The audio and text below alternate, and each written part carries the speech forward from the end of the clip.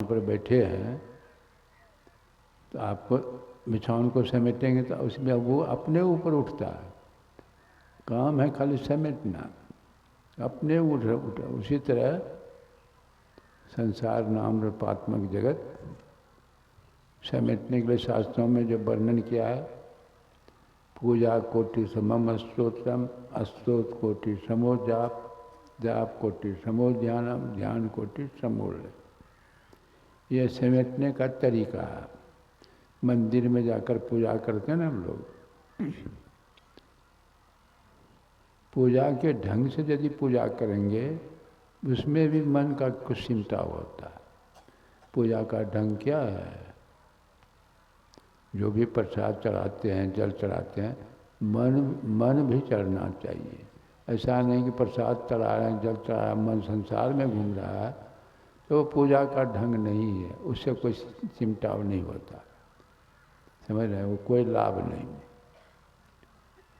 जो भी प्रसाद जल चढ़ाइए, मन भी साथ साथ चढ़ना चाहिए। कहते हैं पूजा से करोड़ गुना सिमटाव होता है स्तुति गान करने से।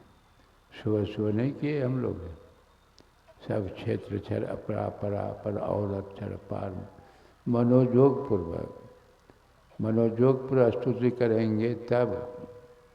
ऐसे नहीं कि स्तुति ते प्रकट की तरह कर रहे हैं, मन बाहर में घूम रहा, नहीं। उससे करोड़ गुना सिमटा होता है जाप करने से। जाप जो हमारे सत्संगी भाई बहन है वो जानते हैं। जाप यहाँ जितने लोग बैठे हैं, जरा सा मैं देखना चाहता हूँ कि यहाँ कितने जो बैठे हैं, कितने जो है दीक्षित हैं। दीक्षित जो है वो तो हाथ उठाइए, तो खाली दीक्षित जो है देखिए, लगभग ही नहीं करता है कि कई परसेंट, सब ये तो लगता है दीक्षित है, शायद 2-4%।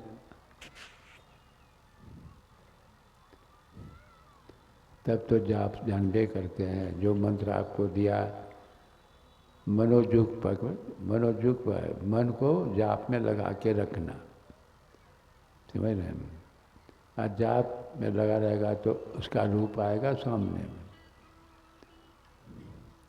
रूप जाप से करोड़ गुना होता है स्थूल ध्यान, मतलब जिसका नाम जाप करते हो उसके रूप का ध्यान कीजिए, मन से देखना, उसे कहते हैं मनोमय रूप बना करके देखना। और उससे करोड़ गुना सिमटा होता है बिंदु ध्यान करने से। वह अंधकार से ऊपर उड़ जाएंगे, अस्तु संसार से आप ऊपर उड़ जाएंगे। बिंदु ध्यान सबके मन माना, तुम बैठो आत्म अस्तम। बिंदु के संबंध में पढ़े लिखे जानते हैं, दो रेखाओं के मिलन स्थान को बिंदु। आप रेखा गणित पढ़ते हैं ना, कहते हैं कल्पना करो कि ओबोसो एक त्रिभुज है। कल्पना करो, आप स्पष्ट दिखाई पड़ता है। और कल्पना करो कि ओबोसो एक त्रिभुज है। कल्पना क्यों?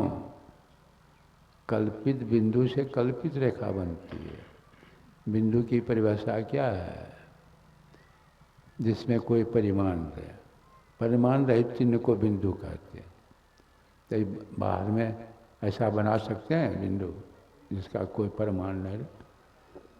कुछ जैसे आप कलम रखेंगे, उसमें भी कुछ लंबाई चौड़ाई आप यंत्र से देखिए, दिखाई पड़ती, इसका मतलब हुआ कि कुछ उसमें भी परिमाण है।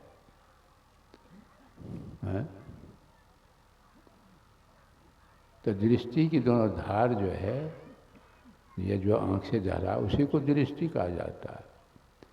दृष्टि जो है चैतन्यमयी धारा। रेखा की परिभाषा क्या है? जिसमें सिर्फ लंबाई हो, मोटाई नहीं हो।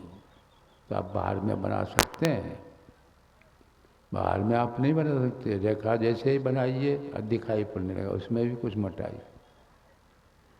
वह ये जो आँख से जो धारा निकलती है इसमें सिर्फ लंबाई ही है, मोटाई नहीं है। जैसे हम लोग इतना लोग बैठे हैं ना, हम लोग आप लोगों को देख रहे हैं, वो आप लोग हम लोगों को देख रहे हैं।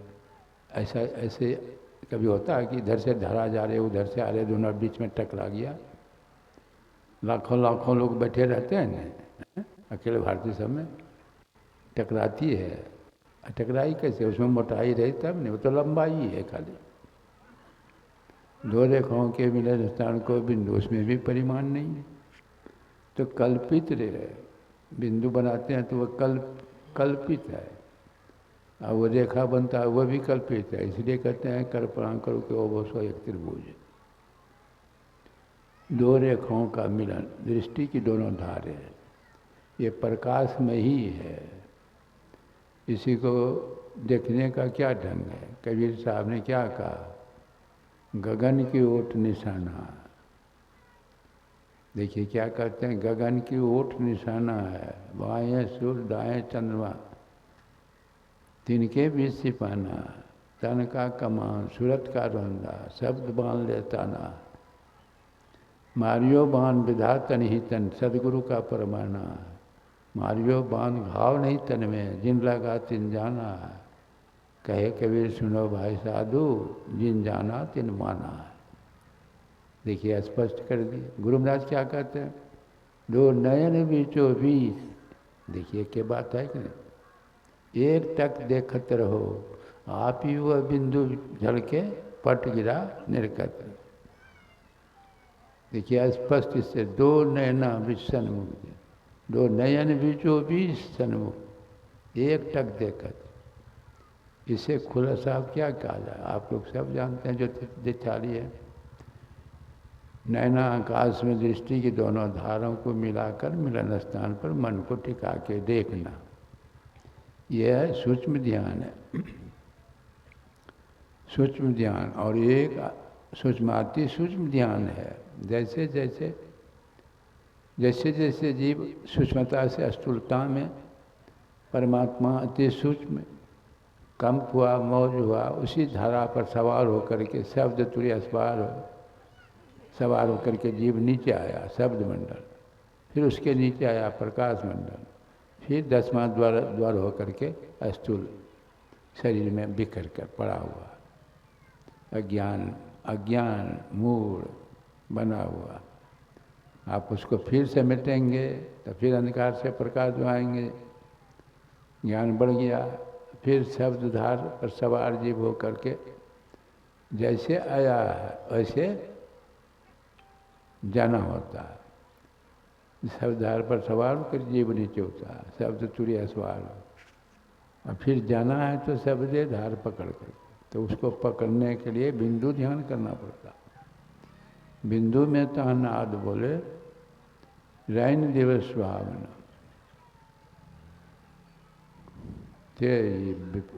उपनिषद में ने तेजो बिंदु परम ध्यानम विश्वात्म हृदय संस्था, विश्व की आत्मा तेजस से बिंदु का ध्यान परम ध्यान है। यह है वज्र का पाठ, अंधेरी सन्मुख की अंधकार जो का पर्दा है, यह वज्र का पाठ है। गुरु महाराज जैसे ब्रह्मचारी आजीवन 10 साल लगा था इस क्रिया में सफलता दृष्टि जो की 10 साल, और दादा गुरु हम लोगों को जो थे उसको 32 साल लगा था। कितना बैठना पड़ता है, ऐसे नहीं होता है। माई जाई मिलती है ना, कहते हैं कहाँ कुछ बाबा दिखाई पड़ता। कितना देर बैठती हो? तो 10-5 मिनट बैठ ही जाते। 10-5 मिनट तो शरीर ही नहीं बैठता, मन कैसे बैठेगा? कम से कम 1 घंटा बैठना चाहिए, कम से कम। ज़्यादा बैठे तो और अच्छा, लेकिन कम से कम 1 घंटा बैठे। आज नहीं दिखाई पड़ा तो देखें कल दिखाई पड़ता है कि नहीं, कल दिखाई नहीं पड़ा देखें परसों दिखाई पड़ता है। इसी भावना से बैठी। एक महात्मा जी रास्ते को जा रहे थे कहीं, तो चोर मिला। चोर महात्मा जी से आगे लगा। महात्मा जी पूछते हैं कहाँ जा रहे हो? कहा चोरी करने। चोर क्या करने लगा, महाराज चोरी तो बाद में करेंगे, देखेंगे, चलिए जैसा हमारे घर को पवित्र मैंने ले गए महात्मा को घर। उसके बाद चोर क्या करता है, क्या अब मेरा काम का समय हो गया, मैंने चोरी करने का समय। महात्मा जी कहते हैं जाओ, गया, घूम घाम करके कुछ देर के बाद आया। महात्मा जी कहते हैं कुछ मिला, कहाँ, आज कुछ नहीं मिला, देखें कल मिलता है कि नहीं। महात्मा जी उस दिन रुक गए। फिर 12 बजे रात में कहते हैं कि अब मेरा काम, जाते हैं काम करने, मैं चोरी कर गया, घूर घार करके फिर आ गया, मिला कुछ नहीं। तीसरे दिन फिर उसी तरह मिला कुछ नहीं। तब महात्मा कहते तुम तो मेरा उस्ताद बन गए, आज नहीं मिला तो कल मिलेगा, कल नहीं तो देखेंगे परसों मिलेगा। इसी भावना से आप करते रहेंगे, कभी नहीं कभी रीझे बूझे साहेब तेरा कौन पड़ा है जा।